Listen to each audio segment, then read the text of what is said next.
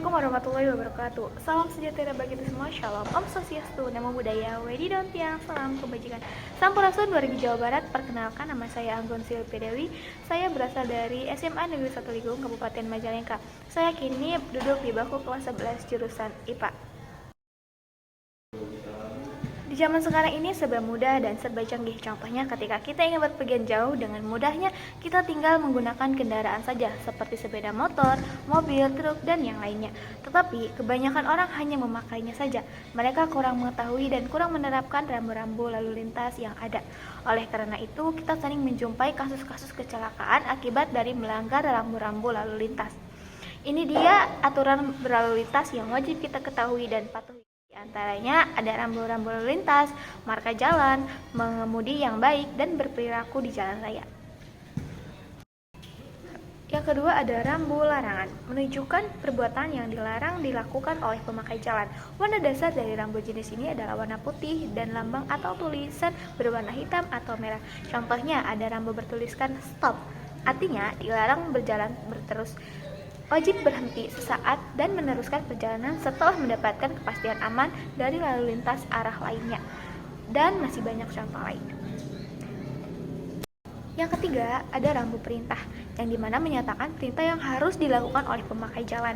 Rambu perintah berbentuk bundar warna biru dan lambang atau tulisan berwarna putih serta merah untuk garis serong sebagai batas akhir perintah. Contohnya, wajib mengikuti arah ke kiri, wajib mengikuti ke kanan, dan masih banyak contoh lainnya. Lalu yang keempat itu ada rambu petunjuk. Rambu pendahulu petunjuk jurusan menyatakan petunjuk arah untuk mencapai tujuan antara lain kota, daerah, atau wilayah. Contohnya yaitu rambu pendahulu petunjuk jurusan pada persimpangan di depan. Dan masih banyak lainnya.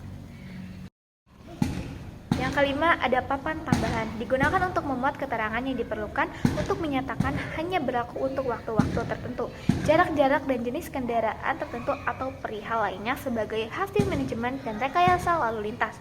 Contohnya berlakunya rambu sesuai arah ke kiri 10 meter. Dan masih banyak contoh lainnya. Yang keenam ada rambu nomor rute, yaitu pembubuhan kode angka yang difungsikan untuk identitas ruas jalan. Contohnya bentuk rambu nomor rute jalan nasional, dan masih banyak contoh lainnya. Lalu yang kedua itu ada marka jalan. Marka atau tanda jalan merupakan suatu tanda yang berada di permukaan jalan yang berfungsi untuk mengarahkan arus lalu lintas serta membatasi daerah kepentingan lalu lintas. Arti garis putih dan kuning di jalan raya adalah yang pertama ada garis putih putus-putus, artinya kita diperbolehkan untuk berpindah jalur atau mendahului kendaraan lain sambil tetap fokus memperhatikan kondisi dan situasi lalu lintas sekitar. Yang kedua, ada garis putih tanpa putus, artinya kita tidak boleh melewati garis tersebut. Kita dilarang menyalip atau mendahului kendaraan yang ada di depannya. Kita harus tetap berada di jalurnya masing-masing. Lalu yang ketiga, ada dua garis putih atau kuning tanpa putus, yang berarti pengendara tidak boleh melewati garis tersebut dan tidak boleh mendahului pengendara lainnya. Lalu yang keempat, ada satu garis kuning tanpa putus, memiliki arti bahwa kita tidak diperbolehkan menyalip kendaraan di garis putih selama tidak keluar dari garis berwarna kuning.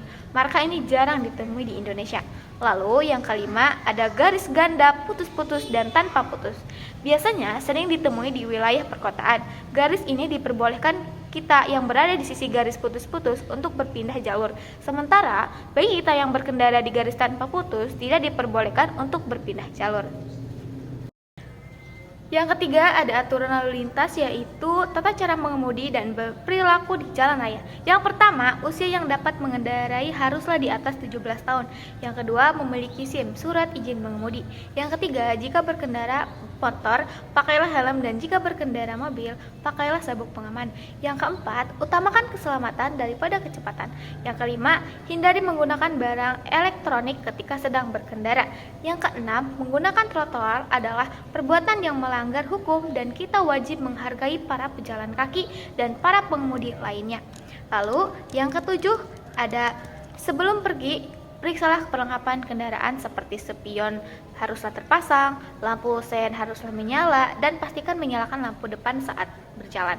Lalu yang ke-8, ada pastikan surat-surat lengkap sebelum kita berjalan. Yang ke-9, gunakan jalur kanan untuk menyalip. Yang ke-10, ketika lampu merah menyala, tunggulah di belakang garis sampai lampu hijau menyala, baru berjalan. Yang ke-11, pahami peraturan lalu lintas dan mengemudi yang benar. Yang ke-12, menerobos lampu merah merupakan tindakan melanggar hukum. Lalu, yang ke-13 yaitu ketika kita mengendarai motor hindari membawa beban berlebih karena akan mengganggu keseimbangan dan bisa celaka. Itu dia tata cara mengemudi dan berperilaku yang baik. Nah, itu dia aturan lalu lintas yang wajib kita ketahui dan patuhi. Tingkah laku berkendara mencerminkan pribadi kita yang sebenarnya. Jadikan keselamatan perhatian utama dalam berkendara dan pastikan kita bertemu orang yang kita sayangi dan pulang ke rumah dengan selamat. Terima kasih. Wassalamualaikum warahmatullahi wabarakatuh.